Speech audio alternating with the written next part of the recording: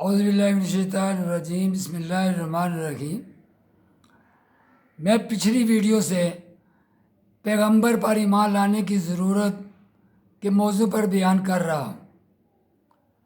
کہ جب تمہیں معلوم ہو گیا کہ اسلام کا سچا اور سیدھا راستہ وہی ہے جو خدا کی طرف سے خدا کا پیغمبر بتائے، تو یہ بات تم خود سمجھ سکتے ہو کہ پیغمبر پر ایمان لانا اور اس کی اطاعت و پیروی کرنا تمام انسانوں کے لیے ضروری ہے۔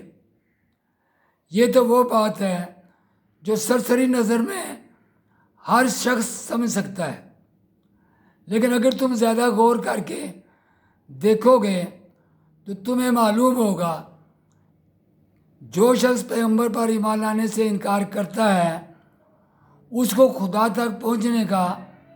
کوئی راستہ نہیں مل سکتا، نہ ٹیڑھا نہ سیدھا۔ اس کی وجہ یہ ہے کہ جو شخص سچے آدمی کی بات ماننے سے انکار کرتا ہے اس کے دماغ میں ضرور کوئی ایسی خرابی ہوگی جس کے سبب سے وہ سچائی سے منہ موڑتا ہے۔ یا تو اس کی سمجھ بوجھ ناقص ہوگی، یا اس کے دل میں تکبر ہوگا، یا اس کی طبیعت ایسی ٹیڑھی ہوگی کہ وہ نیکی اور صداقت کی باتوں کو قبول کرنے پر آمادہ ہی نہ ہوگی، یا وہ باپ دادا کی اندھی تقلید میں گرفتار ہوگا اور جو غلط باتیں رسم کے طور سے پہلے سے چلی آتی ہیں ان کے خلاف کسی بات کو ماننے پر تیار نہ ہوگا، یا وہ اپنی خواہشات کا بندہ ہوگا اور پیغمبر کی تعلیم کو ماننے سے اس لیے انکار کرے گا کہ اس کے مان لینے کے بعد گناہوں اور ناجائز باتوں کی آزادی باقی نہیں رہتی۔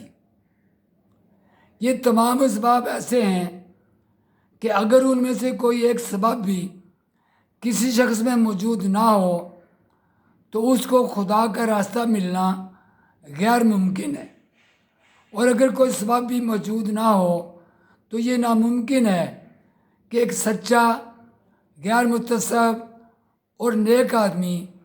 ایک سچے پیغمبر کی تعلیم قبول کرنے سے انکار کر دے۔ سب سے بڑی بات یہ ہے کہ پیغمبر خدا کی طرف سے بھیجا ہوا ہوتا ہے، اور خدا ہی کا یہ حکم ہے کہ اس پر ایمان لاؤ اور اس کی اطاعت کرو، اور جب کوئی پیغمبر پر ایمان نہیں لاتا وہ خدا کے خلاف بغاوت کرتا ہے۔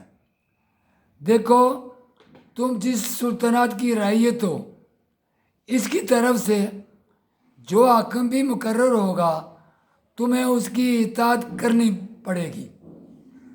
اگر تم اس کو حاکم تسلیم کرنے سے انکار کرو گے تو اس کے معنی یہ ہوں گے کہ تم نے خود سلطنت کے خلاف بغاوت کی ہے۔ سلطنت کو ماننا اور اس کے مقرر کیے ہوئے حاکم کو نہ ماننا دونوں بالکل متضاد باتیں ہیں۔ ایسی ہی مثال خدا اور اس کے بھیجے ہوئے پیغمبر کی بھی ہے۔ خدا تمام انسانوں کا حقیقی بادشاہ ہے۔ جس شخص کو اس نے انسان کی ہدایت کے لیے بھیجا ہو اور جس کی اطاعت کا حکم دیا ہو، ہر انسان کا فرض ہے کہ اس کو پیغمبر تسلیم کرے اور ہر دوسری چیز کی پیروی چھوڑ کر صرف اسی کی پیروی اختیار کرے۔ اس سے منہ موڑنے والا